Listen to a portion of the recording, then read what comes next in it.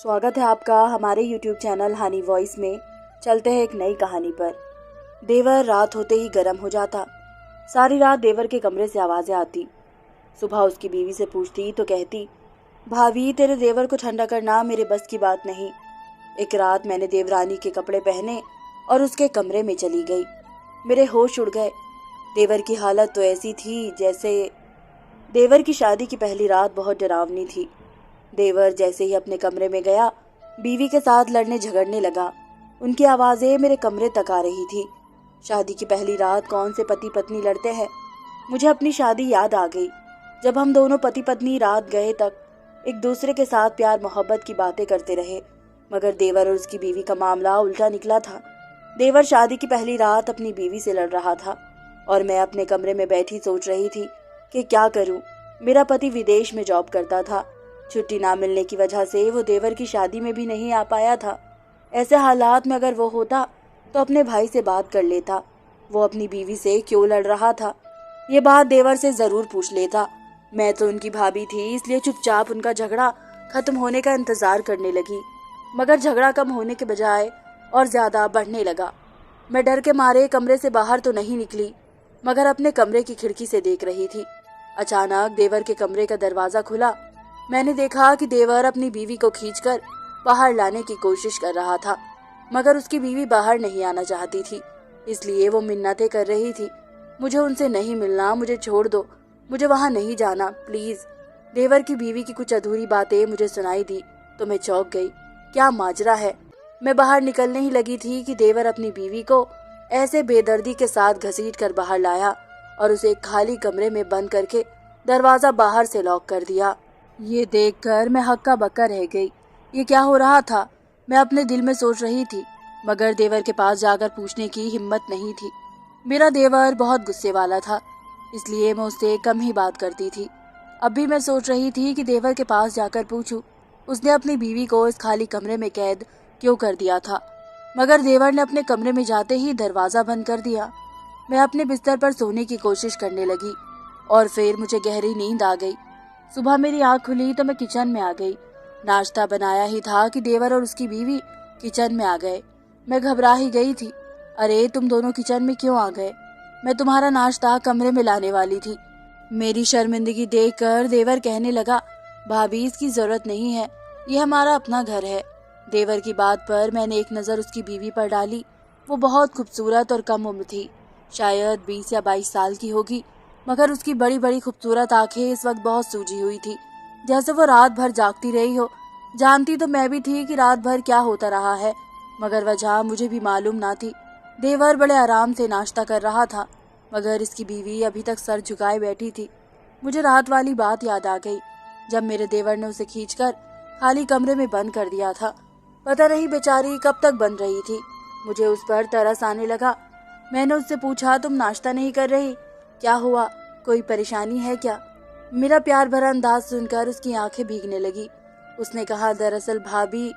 वो इससे आगे कुछ कहने ही वाली थी, मगर मेरे देवर ने उसके हाथ पर हाथ रख दिया और मुझसे कहा, कुछ नहीं भाभी, रात को इसे बुखार हो गया था, मैंने मेडिसिन दे दी थी, आराम करेगी तो ठीक हो जाएगी। मेरे देवर ने बात को टाल दिया था। मुझे एहसास हुआ कि वो मुझसे कोई बात छुपा रहा था। नाश्ते के बाद मेरा देवर उठ खड़ा हुआ और अपनी बीवी से कहा, तुम फौरन अपने कमरे में जाओ और आराम करो। देवर ने बीवी को हुक्म दिया था। मैं चौंक कर रह गई। मेरा देवर अपनी बीवी के साथ ऐसा सलूक क्यों कर रहा था? कोई अपनी नई नवेली दुल्हन के साथ ऐसा सलूक करता है भला? मैंने उसकी बीवी की तरफ देखा तो मुझे उससे हमदर्दी होने लगी, क्योंकि पति की बात सुनकर वो बेचारी डर सी गई थी। मगर वो अपने पति से शायद डरती थी, तभी तो उसकी बात सुनकर वो फौरन अपने कमरे में चली गई थी। देवर सुकून से होकर घर से बाहर निकल गया, जबकि मैं सोचने लगी कि आखिर उन दोनों के बीच क्या चल रहा था। मैंने काम खत्म करने के बाद अपने पति को कॉल की और उसे गुजरी रात वाली सारी बात बता दी। मेरी बात के जवाब में पति कहने लगा, मेरा भाई शुरू से ही ऐसा है, उसे अपनी बात मनवाने की आदत है। उन दोनों पति पत्नी के बीच जो भी चल रहा है तुम इसमें दखल मत देना, वो खुद ही अपने मसले हल कर लेंगे। पति की बात पर मैंने भी सोचा कि मेरा पति ठीक कह रहा था। देवर कोई बच्चा नहीं था जो अपनी बीवी के साथ ऐसा सलूक कर रहा था। पति से बातचीत करने के बाद मैं किचन में आई और खाना बनाने लगी।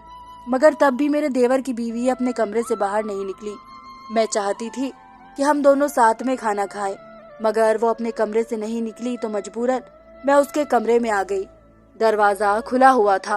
वो अपने बेड पर लेटी हुई थी। मैंने उसे कंधे से हिलाया तो वो डर गई। मैं शर्मिंदा हो गई।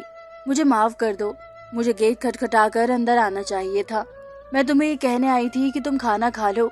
मेरी बात सुनकर वो बाहर आ गई और मेरे साथ बैठकर खाना खाने लगी। तभी इसका दुपट्टा नीचे हुआ तो मैंने देखा कि इसकी गर्दन पर लाल निशान थे। अरे, ये तुम्हारी गर्दन पर क्या हुआ है? मेरे यूं पूछने पर वो घबरा गई। उसने जल्दी से अपना दुपट्टा ऊपर किया और कहने लगी, कुछ नहीं हुआ। ये कहकर वो एकदम खड़ी हो गई। अरे बैठो, खाना तो खा लो। मैंने उसे कहा तो वो कहने लगी, मुझे भूख नहीं है। ये कहकर अपने कमरे में चली गई, जबकि मैं हक्का बक्का रह गई। पता नहीं बेचारी के साथ क्या हो रहा है। नई नवेली दुल्हन तो बहुत खुश होती है, लेकिन ये तो बहुत डरी डरी सी थी। मैं सारा दिन इसके बारे में सोचती रही। रात को मेरा देवर घर आया तो बहुत गुस्से में था। मैंने खाने का पूछा तो मुझे भी जवाब नहीं दिया। चुपचाप अपने कमरे में गया और अपनी बीवी के साथ ऊंची ऊंची आवाज में लड़ने लगा। मैं किचन से निकलकर अपने कमरे में आ गई। खिड़की से झांक कर देखा तो मेरे होश उड़ गए। मैंने देखा कि देवर ने किसी बात पर अपनी बीवी को थप्पड़ दे मारा था। वो बेचारी बेड पर उल्टे मुंह पड़ी आंसू बहा रही थी। मुझे बहुत दुख हुआ। देवर बहुत गुस्से में लग रहा था। उसने हाथ बढ़ाकर अपनी बीवी को बिस्तर से उठाया और कमरे से बाहर चलने को कहा, मगर वो फिर इसकी मिन्नतें करने लगी, हाथ जोड़ने लगी। मगर पति ने इस पर जरा तरस नहीं खाया। मैं डर के मारे कमरे से बाहर तो नहीं निकली, मगर अपने कमरे की खिड़की से देख रही थी। अचानक देवर के कमरे का दरवाजा खुला। मैंने देखा कि देवर अपनी बीवी को खींचकर बाहर लाने की कोशिश कर रहा था, मगर उसकी बीवी बाहर नहीं आना चाहती थी, इसलिए वो मना कर रही थी। मुझे उनसे नहीं मिलना, मुझे छोड़ दो, मैं वहां नहीं जाना चाहती, प्लीज। देवर की बीवी के कुछ अधूरे अल्फाज मुझे सुनाई तो दिए थे, तो मैं चौंक गई। क्या माजरा है? मैं बाहर निकली ही थी कि देवर अपनी बीवी को ऐसे बेदर्दी के साथ खींचकर बाहर ले आया। मैंने देखा कि देवर की बीवी का दुपट्टा दरवाजे पर गिर गया था। वो बेचारी दुपट्टे के बिना पति की मिन्नतें कर रही थी, मगर मेरे देवर पर जैसे कोई जुनून सवार था। वो बीवी को खींचता हुआ बाहर लाया और उसे एक खाली कमरे में बंद करके दरवाजा बाहर से लॉक कर दिया। ये देखकर मैं हक्का बक्का रह गई। ये क्या हो रहा था? आज फिर देवर ने अपनी बीवी के साथ ऐसा सलूक किया था, मगर क्यों? इस बेचारी का क्या कसूर था? इसने अपनी बीवी को इस खाली कमरे में कैद क्यों कर दिया था? मैं उन सवालों के जवाब अपने देवर से पूछना चाहती थी, मगर देवर ने अपने कमरे में जाते ही दरवाजा बंद कर दिया। मैं हिम्मत करके बाहर निकल आई। मेरा पति कहता था, मेरा भाई शुरू से ऐसा है, इसे अपनी बात मनवाने की आदत है। उन दोनों पति पत्नी के बीच जो भी चल रहा था, तुम इसमें दखल अंदाजी मत करना। पति पत्नी का मामला है और तुम्हें बिना वजह बीच में पड़ने की कोई जरूरत नहीं है, तुम बुरी बन जाओगी। मगर देवर की बीवी कम उम्र थी और देवर मेरे सामने उसके साथ ऐसा सुलूक कर रहा था, इसलिए मैंने सोचा कि ये सब मैं उसके साथ नहीं होने दूंगी। मुझे ध्यान रखना चाहिए था। मैं भी एक लड़की थी और किसी दूसरी लड़की पर जुल्म होते हुए नहीं देख सकती थी, इसलिए मैं अपने कमरे से निकली और सीधी इस कमरे की तरफ बढ़ी, जो काफी वक्त से खाली पड़ा हुआ था। कमरा पहले बैठक के लिए इस्तेमाल किया जाता था। मेरा पति बहुत ही खुशमिजाज था, इसके कई दोस्त थे। मैं शादी करके ससुराल आई तो ये कमरा बहुत रौनक वाला रहता था। शाम होते ही मेरे पति के दोस्त आ जाते थे। मेरे पति ऑफिस से आने के बाद सीधा इसी कमरे में चले जाते थे और 10 या 11 बजे तक अपने दोस्तों के साथ गपशप लड़ाते थे। क्योंकि मेरे पति मुझे बहुत ज्यादा वक्त देते थे, इसलिए मुझे इस बात पर कोई एतराज नहीं था। मगर जब मेरे पति बाहर विदेश चले गए तो ये कमरा बिल्कुल खाली हो गया। क्योंकि मेरा देवर ज्यादातर घर से बाहर रहता था, इसलिए कमरा काफी टाइम से बंद रहता था। क्योंकि मुझे घर के साथ साथ उसकी भी साफ सफाई करनी पड़ती थी। शायद इसकी चाबी मेरे देवर के पास थी, मगर मैंने दरवाजे के पास जाकर अपने कान लगा दिए। मुझे अंदर से 2 आदमियों की आवाज सुनाई दी तो मेरे होश उड़ गए। ये मेरे देवर ने क्या किया? अपनी बीवी को इस कमरे में उन लोगों के बीच क्यों छोड़ दिया? मैं यही सोच रही थी कि अचानक अंदर से मुझे अपने देवर की बीवी की चीखें सुनाई दी और फिर वो चीखें जा रही थी। ये सब मुझसे बर्दाश्त न हुआ तो मैं अपने कमरे में आ गई और अपने कानों को हाथ लगाने लगी। पता नहीं अंदर उस बेचारी पर कैसा जुल्म हो रहा था। वो तो बहुत कम उम्र की थी, ये सब कैसे बर्दाश्त करेगी? मैं सोच सोच कर कांपने लगी। पति को कॉल करने लगी ही थी कि फिर रुक गई। जाहिर है वो अपने भाई की साइड लेगा। इसलिए मैंने उसे कॉल नहीं की और फैसला किया कि कल खुद ही देवर की बीवी से बात करूंगी। ये सोचकर मैं सुकून से हो गई। काफी देर तक मुझे नींद नहीं आई, मगर सुबह के वक्त जाकर मेरी आंख लग गई। मगर फौरन ही मुझे किसी ने जबरदस्ती जगा दिया। मैंने आंखें खोलकर देखा तो वो मेरा देवर था। मैं घबरा गई। वो आज तक मेरे कमरे में मुझे जगाने नहीं आया था। क्या हुआ? मैंने उससे पूछा तो कहने लगा, भाभी मेरी बीवी की तबीयत ठीक नहीं है, आप उसके पास जाएं, मैं डॉक्टर को लेकर आता हूँ। मैं भागकर उसके कमरे में गई। सामने का मंजर देखकर मेरे होश उड़ गए। सामने बेड पर मेरे देवर की बीवी बेहोश पड़ी थी। न दुपट्टे का होश था और न कपड़ों का। मैं जल्दी से अंदर गई और उस पर जल्दी से कंबल डाल दिया। वो सिसकियां लेने लगी। मुझे उन लोगों के साथ नहीं रहना, मैं वहाँ कमरे में नहीं जाना चाहती, प्लीज मेरी मदद करो। वो बेहोशी में ऐसा कह रही थी। मैंने उसका चेहरा हिलाया और कहा, वहाँ इस कमरे में तुम्हारे साथ क्या होता है? मगर वो बेहोश थी। मेरी बात शायद उसे सुनाई नहीं दे रही थी, इसलिए तो वो अपनी ही बात किए जा रही थी। मैंने इसके माथे को छुआ तो घबरा गई, क्योंकि उसे बहुत तेज बुखार था। इस बेचारी लड़की के साथ कैसा जुल्म हो रहा था। मैंने इसकी गर्दन से कंबल हटाया तो मेरे होश उड़ गए, क्योंकि वहाँ एक गहरा कट लगा हुआ था। वहशी, पागल, दरिंदा। मैंने अपने देवर को एकदम बुरा भला कहना शुरू कर दिया। ये सब इसका कसूर था। मुझे उस पर बहुत गुस्सा आ रहा था। ऐसे आदमी शादी करके खुद को बीवी का मालिक समझ बैठते हैं। मैंने इरादा कर लिया कि देवर आएगा तो उसे खूब खरी खोटी सुनाऊंगी, जानवर कहीं का। उसी वक्त मेरा देवर डॉक्टर को लेकर आ गया। डॉक्टर ने देवर की बीवी का चेकअप किया और कुछ दवाइयाँ लिख दी। मैं वहीं खड़ी थी, इसलिए मैंने डॉक्टर से पूछा, डॉक्टर साहब इसे क्या हुआ है? डॉक्टर कहने लगे, लड़की किसी चीज की टेंशन ले रही है। मैंने आराम और सुकून की दवाई लिख दी है, ये उन्हें दीजिए, उम्मीद है ये कुछ सही हो जाएगी। डॉक्टर ये कहकर चले गए, जबकि मैं अपने देवर पर बरस पड़ी। ये तुम्हारी बीवी है, कोई नौकरानी नहीं, जिस पर तुम इतना जुल्म कर रहे हो। देवर को मेरी बात पर गुस्सा आ गया। वो कहने लगा, भाभी आप इस मामले में ज्यादा टांग मत अड़ाएं, ये हम दोनों पति पत्नी का मामला है। देवर की बात पर मेरा पारा हाई हो गया।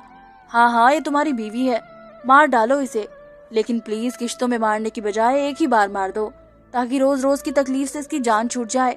मेरी आवाज ऊंची हो गई थी। तभी तो देवर की बीवी जाग गई और हमें लड़ता देखकर कहने लगी, प्लीज भाभी आप अपने देवर को कुछ ना कहे, उनका कोई कसूर नहीं है, ये सारा मेरा कसूर है, मेरी गलती है। ये कहकर वो रोने लगी, जबकि मुझे उसके ऐसे इमोशनल होने पर गुस्सा आ गया। तुम जैसी बीवियां ही अपने पतियों को सर पर चढ़ा लेती हैं, लेकिन मैं तुम्हें बता रही हूँ कि तुम एक दिन पछताओगी। पति की हर बात मत माना करो। मैं ये कहकर रुकी नहीं, फौरन अपने कमरे में आ गई। मेरा देवर बहुत बदतमीज हो गया था, ऐसी दिलेरी से मेरी बेइज्जती कर दी। मुझे गुस्सा आने लगा।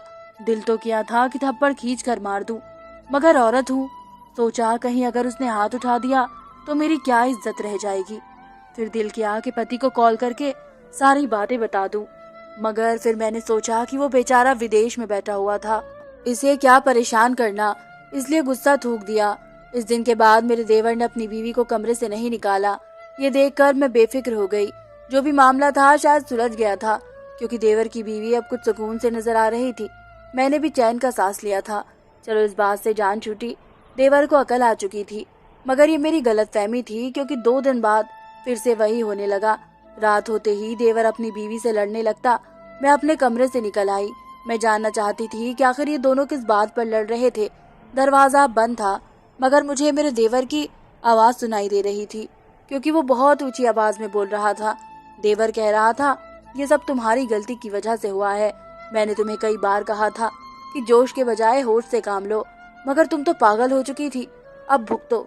देवर की बात तो मुझे समझ नहीं आई, मगर इसकी बात पर जिस तरह इसकी बीवी रोने लगी थी, उसने मुझे शक में डाल दिया था। पता नहीं इस लड़की से क्या गलती हुई थी, जो मेरा देवर बात बात पर उसे ताने मारता था। प्लीज आप मुझे माफ कर दें और मुझे उनके पास मत भेजा करें। कुछ देर बाद मुझे देवर की बीवी की आवाज सुनाई थी। वो बेचारी रो रही थी, पति की मिन्नतें कर रही थी, मगर इसका पति पत्थर दिल हो चुका था। तभी तो उसने अपनी बीवी पर जरा सा भी तरस नहीं खाया था। वो कहने लगा, मैं तुमसे शादी करके फंस गया हूँ, कुछ भी मेरे बस में नहीं है, मैं कुछ नहीं कर सकता, इसलिए तुम रोना धोना बंद करो, जाओ उस कमरे में, वो दोनों तुम्हारा इंतजार कर रहे हैं, और प्लीज आज वो तुमसे जो भी सलूक करे तुम चुप रहना। देवर की बात पर मैं हैरान रह गई। मैं सोच भी नहीं सकती थी कि मेरा देवर इतना भी गिर सकता था। वो अपनी ही बीवी को किसी दूसरे आदमियों के पास अकेले कमरे में भेज रहा था और कह रहा था कि वो खामोश रहे, ये बात किसी को ना बताए। देवर की बात पर मुझे बहुत गुस्सा आया। मैं दरवाजे पर दस्तक देने वाली थी ताकि अंदर जाकर अपने देवर को खरी खरी सुना सकूं, मगर उस वक्त मेरे देवर ने मेरा नाम लिया। देवर अपनी बीवी से कहने लगा कि अब भाभी को शक पड़ चुका है। वो उस दिन भी मुझ पर गुस्सा कर रही थी। मैं नहीं चाहता कि भाभी ये बात मेरे भाई को बता दें, क्योंकि भाभी गैर थी इसलिए मैंने उन्हें चुप करा दिया, मगर वो मेरे बड़े भाई हैं, उन्हें मुझे जवाब देना ही पड़ेगा। देवर की बात सुनकर उसकी बीवी कहने लगी, ठीक है, मैं आज की रात उन दोनों के पास जाती हूँ, मगर मैं लौटकर आपके पास ही आऊंगी। आप मुझे हर रात उनके पास जाने पर मजबूर करते हैं। हालांकि मैं सिर्फ आपकी वजह से उनके पास जाती हूँ, क्योंकि मैं आपसे बहुत प्यार करती हूँ। अब की बात सुनकर मेरा सर घूम गया। ये कैसी बीवी थी जो अपने पति के खातिर उसकी हर अच्छी गलत बात मान रही थी। अब मुझे देवर की बीवी पर गुस्सा आ रहा था, मगर उसी वक्त कमरे का दरवाजा खुला। देवर और उसकी बीवी बाहर निकले। मुझे वहां से भागने का मौका नहीं मिला, इसलिए मैं वहीं खड़ी रही। मुझे देखकर देवर का मूड बिगड़ने लगा। भाभी, आप रात के इस वक्त हमारे कमरे के बाहर क्या कर रही हैं? देवर के पूछने पर मैं जवाब सोचने लगी। उन्हें अब क्या जवाब दूं, झूठ या सच? मगर मेरे जवाब देने से पहले देवर की बीवी कहने लगी, भाभी को कोई काम होगा, आप क्यों बिना वजह भाभी पर शक कर रहे हैं ना, है ना भाभी? देवर की बीवी ने मेरी तरफ उम्मीद भरी नजरों से देखा, मगर देवर कहने लगा, नहीं, कोई काम नहीं था इन्हें, ये छुप छुप कर हमारी बातें सुन रही थी। भाभी, क्या आपको किसी ने नहीं बताया कि किसी की बातें सुनना पाप है? देवर ने गुस्से से मुझे घूरा। जी बिल्कुल, किसी की छुप छुप कर बातें सुनना पाप है, मगर ये बताओ, रात के अंधेरे में खाली कमरे के अंदर अपनी ही बीवी को गैर आदमियों के पास भेजना पाप नहीं है? मैंने गुस्से से कहा तो वो दोनों पति पत्नी हक्का बक्का रह गए। देवर का चेहरा गुस्से से लाल पड़ गया। यह आपसे किसने कहा है? मैंने भी फौरन जवाब दिया, मैंने खुद अपने कानों से सुना है। मेरी बात सुनकर देवर की बीवी ने मेरा हाथ पकड़ा और कहने लगी, नहीं भाभी, आपको कोई गलतफहमी हुई है, मेरे पति ऐसे नहीं है, आप अपने कमरे में जाएं और आराम करें। ये सुनकर मैंने उसका हाथ झटक दिया। आराम? कैसा आराम? जब से तुम इस घर में आई हो मुझे रात को तुम्हारी चीखें सोने नहीं देती। पता नहीं तुमने मेरे देवर को कहाँ देखा और उससे कैसे शादी कर ली। मेरे सवाल पर देवर की बीवी कहने लगी, भाभी, मैं सुबह आपको सब कुछ बता दूंगी, प्लीज अभी आप अपने कमरे में जाइए। उसकी बात पर मैं कुछ नरम पड़ गई, मगर मैंने उससे कहा, मैं तभी अपने कमरे में जाऊंगी जब तुम रात को उस खाली कमरे में नहीं जाओगी। मेरी बात पर देवर की बीवी कुछ कहने लगी थी कि देवर बोल उठा, भाभी, आप यहाँ से जाए या ना जाए, मगर इसे कमरे में जाना पड़ेगा। देवर जैसे जिद पर अड़ गया था। मुझे फिर से गुस्सा आ गया तो मैंने कहा, तो फिर मैं भी यहाँ से तब तक नहीं जाऊंगी जब तक तुम दोनों मुझे असली बात नहीं बता देते। मेरी बात पर देवर ने अपनी बीवी का हाथ पकड़ा और उसे खींच कर ले जाने लगा। वो बेचारी चुप रही, मगर मैं अपने घर के अंदर देवर को ये सब नहीं करने दे सकती थी, इसलिए मैं तेजी से आगे बढ़ी और इस कमरे के दरवाजे के आगे जाकर उन दोनों का रास्ता रोक दिया। मुझे बताओ, वरना मैं पुलिस को बुला लूंगी। मेरी धमकी सुनकर देवर ने दरवाजा खोला और मुझे उसके अंदर ले गया। वहाँ 2 आदमी बैठे हुए थे। देवर की बीवी कहने लगी, भाभी, ये मेरे बाबा और भाई हैं। दरअसल मैंने आपके देवर के साथ भागकर शादी की है और इस शादी को मेरे घर वाले नहीं मानते, इसलिए ये रोज मुझे वापस ले जाना आते हैं। रोज मेरा भाई और बाबा मुझे मारते हैं और मुझे मनाते हैं, मेरे साथ जबरदस्ती करते हैं ताकि मैं अपने पति को छोड़कर उनके साथ जाऊं। मेरा पति उनको समझा समझा कर थक चुका है, इसलिए मुझे यहाँ भेज देता है ताकि मैं उनसे प्यार से बात करूं, मगर ये दोनों नहीं मानते। अब आप ही उनको समझाए। ये सुनकर मैं हैरान रह गई। मैं अपने देवर को गलत समझ रही थी, मगर मेरा देवर अपनी जगह सही था, इसलिए मैंने देवर की बीवी के घर वालों को काफी दिन तक समझाया कि आपकी बेटी ने मेरे देवर के साथ अपनी मर्जी से शादी की है, वो बच्ची नहीं है और उसके साथ आप जबरदस्ती नहीं कर सकते। मेरा भाई पुलिस में बड़ा ऑफिसर था। जब मैंने देखा कि ये सीधी उंगली से नहीं निकल रहा तो मैंने अपने भाई को फोन किया और सारी बात बता दी। भाई तो उस वक्त पुलिस की गाड़ी लेकर आ गए। पुलिस वालों को देखते ही उन लोगों के रवैये बिल्कुल बदल गए। इसके भाई बोला, बहन जी, जो होना था हो गया, हम अब यही चाहते हैं कि हमारी बहन इस घर में खुश रहे। इसके बाबा बोले, आपको देखकर हमें तसल्ली हो गई, हमारी बेटी ने खानदानी आदमी से शादी की है। मेरे देवर और देवरानी ने सुख का सांस लिया। मैंने पुलिस वालों को रवाना किया और भाई का धन्यवाद किया। यूं एक बड़े झंझट से मेरी जान छूट गई। धन्यवाद दोस्तों।